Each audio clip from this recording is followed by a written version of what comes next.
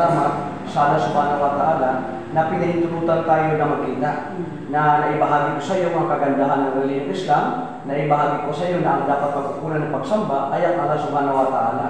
At sinabi ng Propeta Muhammad sallallahu alaihi wasallam, sino man ang magsabi mula sa kaibuturan ng kanyang puso ng la ilaha illallah, walang ibang Diyos maliban sa Allah, sa apat ng Allah subhanahu wa ta'ala, tayo ay makakamtan natin ang kasiguraduhan ng kaligtasan ng ating kaluluwa, sapagkat tunay nga na walang ibang dapat pagkukulan ng pagsamba, kundi ang lumikha ng kanangitan kalupaan ang nagbigay buhay sa atin, ang ibabawi ng buhay sa atin. Walang iba kundi ang Diyos ni Virgin Maria, Diyos ni Jesucristo, Diyos ng mga propeta, ang Allah subhanahu wa ta'ala. Kaya bago tayo maghiwalay, nais ko ay alalayan ka upang nasa ganun maging kapanalig natin ang mga propeta. Kanya ng tanong kamay.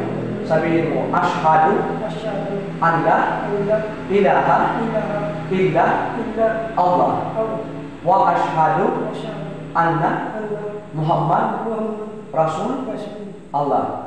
Ako'y sumasaksi at naniniwala na walang ibang Diyos na dapat sambahin maliban sa Allah.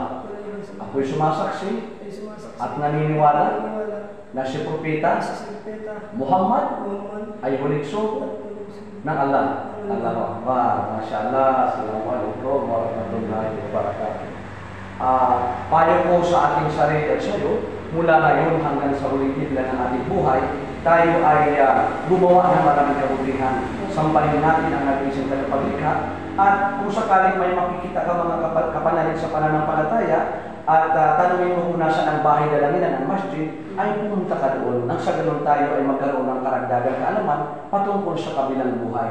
Sapagkat mas mainam, wal akhiratu khairun laka minal ula. Mas mainam ang pag-ukulan natin ang kabilang buhay, sapagkat hindi tayo taga rito. Tayo ay pansamantala lamang, temporal, hindi tayo magtatagal.